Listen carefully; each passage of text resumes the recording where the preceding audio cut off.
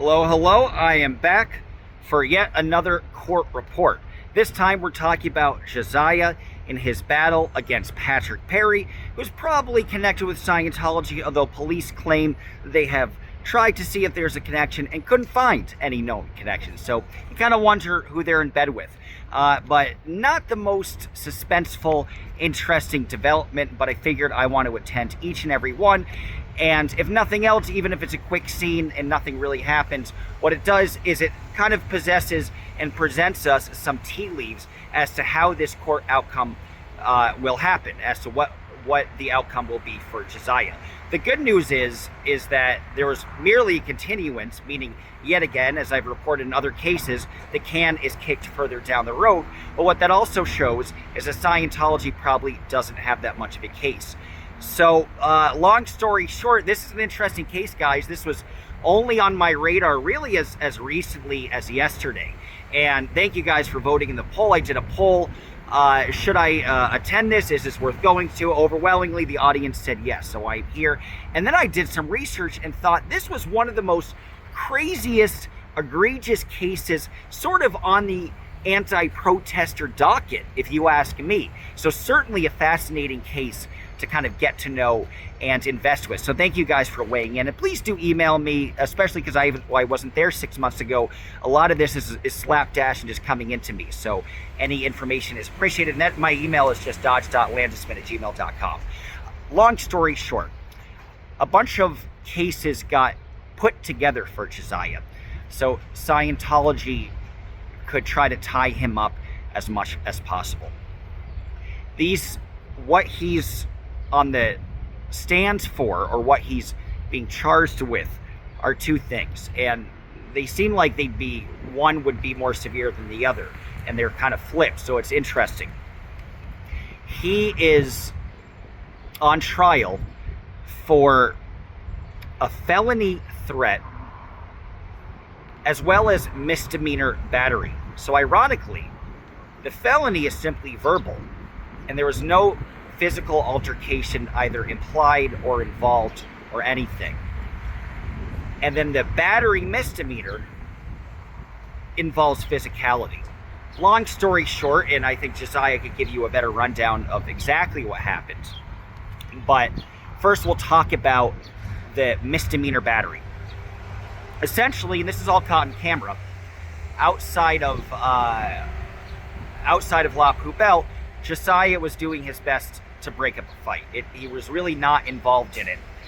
And hilariously enough, he inspired the ire of someone who was actually aiming to attack him because Jasiah called him a dirty ginger. I will say, as a ginger myself, I don't feel terribly discriminated against, nor do I feel like I face the same amount of discrimination that other people, perhaps minorities who would be called a racial slur, would face. So am I offended if I'm he was called a soulless ginger, and I don't know if I have a soul. I don't know. I am ginger, so am I offended by that? No. But this guy was so offended, he got Jasiah involved, and even though it was clear that Jasiah was just trying to break up the fight, that's the charge that he got. There was another incident where nothing has really become of it, because there was an incident that Jasiah got arrested by 7 cops who kind of came in out of nowhere in response to one of his charges. They literally showed up 2 weeks later and essentially sort of ambushed him. And it was literally 7 cops on Jasiah. Jasiah didn't even have time to react because he kind of had no idea what was happening. So it's very clear that he's this very specifically targeted figure and that people are watching his streams. A little bit about Patrick Perry. Patrick Perry is this guy who walks with a limp, who has a dog, who is supposed to be a service dog, but his dog has known to be incredibly hostile, and he's even essentially goaded his dog to sort of attack people and bite them. He even bit one of the protesters and actually created a mark. Now, somebody with a dog, you have to be very careful, and the reflex is, if a dog bites somebody, you immediately say, "I'm so sorry, are you okay?" Instead of confirming to the dog that he was doing the correct thing and not waiting to see if anybody was in any pain or duress because of this dog bite, or simply because of the dog being reactive, and perhaps causing distress or perhaps causing fear. So Patrick Perry is this guy who seems ostensibly allied with Scientology, who has almost used his dog as a weapon to create conflict and to create consternation, thereby giving just enough material to result in charges for some of the most committed active protesters. And Jasiah was obviously one of them. Of course, that's the approach for Scientology. It's certainly your right to go out and protest.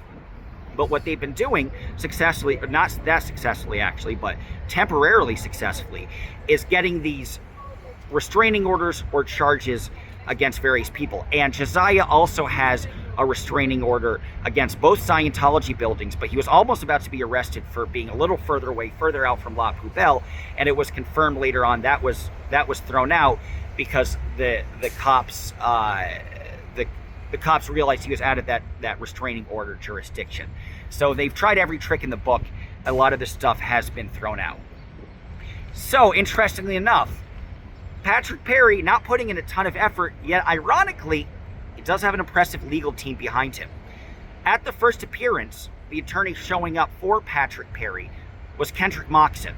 Kendrick Moxon, if you know the Child USA scandal, amongst many others, has a lot of history and deep involvement with Scientology. Perhaps the two most famous instances, among many, many, many, is that he is defending Scientology in the Lisa McPherson wrongful death case. That was the person, Lisa McPherson, who was held up in the Fort Harrison Hotel, denied medical care, and died within the care of Scientology in that specific hotel room. Family thereby suing for wrongful death. Another interesting facet of Moxon is that he is named by Leah Remini in the defamation case because Moxon, there was a case where a Scientology security person got nicked by somebody in a car that wasn't associated with Scientology. That Scientology security person got nicked, and Moxon said, well, dude, we'll whittle down the charge if you just simply say you've been watching the aftermath and that you were inspired to violence by this evil, hateful, bigoted show. That offer was not taken, but Moxon is the guy who is identified as pretty much obviously tampering with a witness and tampering with law. So he was there on the first day. Here's the interesting thing, and one of the reasons why Scientology keeps shooting themselves in the foot. They claim that Patrick Perry has no involvement in Scientology. And with the police proving to have egg in their face, they released a public statement to the Los Angeles Times shortly after a lot of this hubbub happened. And they said, as far as we know, Patrick Perry has no connection to Scientology. This is painfully untrue, especially if you take a look at his legal team. So a simple Google search will dispel that. But what that proves is that it is entirely possible that Scientology is giving the messaging to the police press people, and they are directing them what to say. And so obviously we know there's a cozy connection, but this new connection that it appears that we've uncovered is that not only is Scientology giving the police direct orders to deal with the protesters, but they're also controlling how they deal with the press. They're controlling the information that the police gives to the media. And just that little statement, there is some suspicion, we'll talk to X, Y, and Z, we'll look at Moxon's legal team. This connection is important to know. The public needs to know this information. If the Los Angeles Times is asking for it, we need to provide that public service and give them the answers that they're asking for. So it's funny how Scientology tries to get these people, you think of Joey against Streets as well, who say, well, these people, or Scientology will pretend they have nothing to do with them, and these people were simply passerbys, were simply victims for walking around the vicinity. And how dare they get assaulted by these protesters? Yet, all of these people are being backed by Scientology. Obviously, Joey got, Streets' lawyer got Joey to admit that Scientology was paying for his attorney fees. Hopefully something down the road will happen. Although I think Scientology is so much egg in their face, they might not want to do much. So what happens now? One more chance for a continuance is allowed, which probably will be taken, because again, today at court, only the prosecutor showed up. Nobody on Patrick Perry's team showed up to make their case. So the prosecutor merely asked for a continuance. It appears there's one more continuance that is allowable, and then it goes into preliminary. Now, preliminary means there either be a full-on trial, and we've seen how bad Scientology looks with that in terms of the restraining order case with Streets, or the case will simply be dropped. Now, I think that the goal of Scientology is to just make sure all of these protesters get tied up in court, and so they send them a message saying their financial resources will be depleted. And in the interim, Scientology has been incredibly effective in putting people in jail. For example, for this type of, for the arrest, merely for the threat of which he was arrested 2 weeks later, he spent 5 to 6 days in jail. Now, that's unusual for, they call it a felony threat. Usually you'd think of a felony threat would be, I know where you live, you come home at this time, I'll be waiting outside of your house with a gun, and I will shoot you. Not the threat that Jasiah apparently, although he didn't actually give it, that apparently gave, which is simply, I'm going to stab you. That's about it. He didn't have any weapons in him. He didn't have a knife, nothing like that. So it seems unusual that, it's still a threat, obviously, even though it wasn't true. It's still unusual, though, that a threat like that, if there's nothing really more to it, and there wasn't a continuous threat, right? It was in a heated moment. It was almost mutually assured destruction. You might make a threat if the two of you are both involved in some sort of altercation. That sort of changes the dynamic of what a threat is. So you're not an innocent person. You're mutually hostile. Both people are hostile with each other. So to put somebody in jail for that long, and to even go out of their way 2 weeks later to arrest the dude for the situation, seems completely bizarre and perhaps out of line and out of court order protocol. So that's certainly worth investigating and investing with. Obviously, they think that they could just deplete the financial resources. Well, that's why I'm here. There is a GoFundMe link for Jasiah. I got to talk to him, get to know him a little bit, and seems like it's certainly worthy donating to him. So that GoFundMe will be posted on the description link, so you should certainly help him out. But you got to have admiration for the guy, because he's still fighting this, and he's not content with just using the court-appointed attorney. He wants to get somebody who could really be fully invested in his case. So that will be kicked. So he has about, at this point, a month and change. I think early August is when that'll happen. I want to see if I missed anything else. Yes, another key thing with the scene with Patrick, that was mainly in response on the same day, not too far from the past, from when that happened.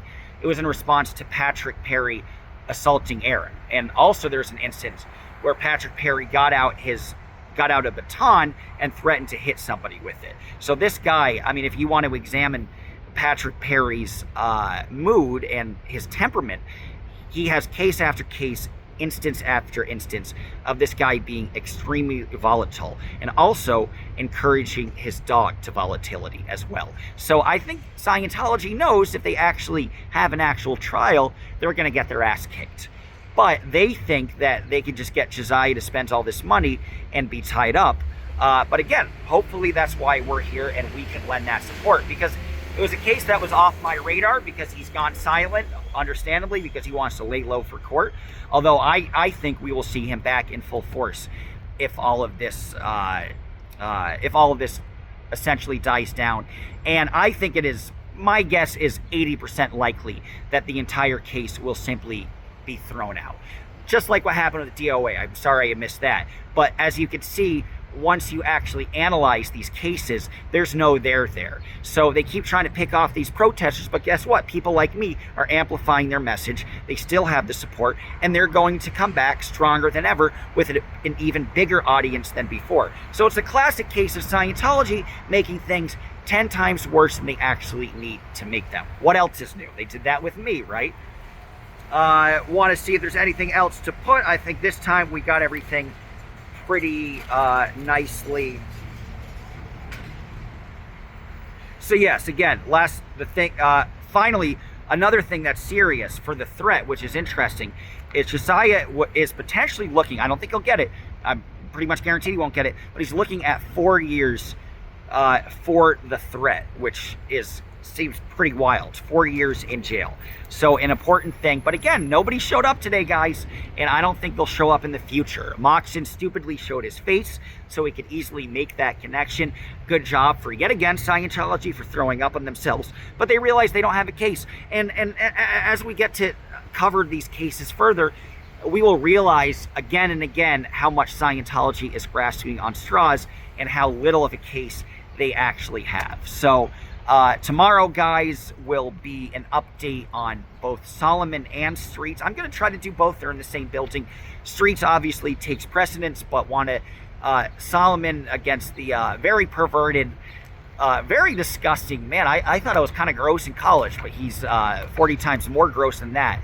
One of the most perverted people I've ever seen in media. Tony, Zero Dark Tony versus Solomon, and then of course another, and then Danny. Sorry, I think I said Streets. Streets is July 2nd. Danny, the case with Danny is tomorrow as well. So Danny takes precedence over Solomon, but both of them I want to cover. And then Streets is July 2nd. Guys, I do want to apologize. I wanted to go to DOA's meeting, DOA's court case. Very glad it went well. So he gave you a good rundown on that, as well as the anti-slap victory. See, we keep having victories, guys, and I think we'll keep having them in the future. Sorry I missed those two events. I'm on a family foundation. It was interesting. My great-grandfather started an alternative school for natives to actually empower their culture as a response to the brainwashing ones.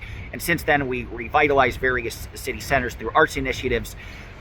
We try to address food deserts and get healthy food options for people, for those in need, a bunch of different stuff. So I'm on a family foundation. We had our annual meeting that lasts about 4 days. So missed a lot of key events, but I hadn't seen my mom in about 7 months. So that was certainly fun.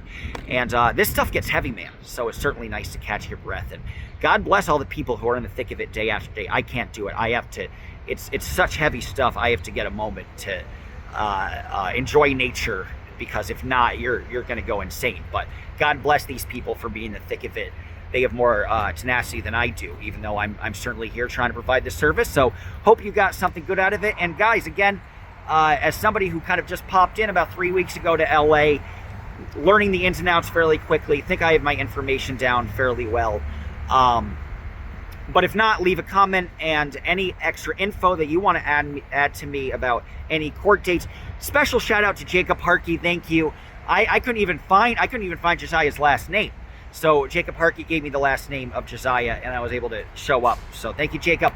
But anybody else want to give me specific court dates? I'm still kind of confused as to how to find them, especially if you don't know the last name. So if people want to email me with a nice list. I know there's a list on Reddit. Not that I want to promote them. Although they do get me off with their mean comments. They did a mean thing about me as well. And I'll use it for later on. Gets me off. Yeah, so let me know if there's any information that you'd just like me to be aware of, any connections you'd like me to be aware of, because I want to make it be a conversation with you guys as well, because some of you guys have been following for even longer than I've been. I've certainly was following the protest from the beginning, but not as plugged in as some of you watching. So let this be collaborative, and if you guys want to throw in your 2 cents and shoot me an email, my email is just my name, my first name dot last name at gmail.com. So dodge.landesman at gmail.com, DODGE.LANDESMAN at gmail.com. And thanks again for watching. Appreciate it, guys. Bye-bye.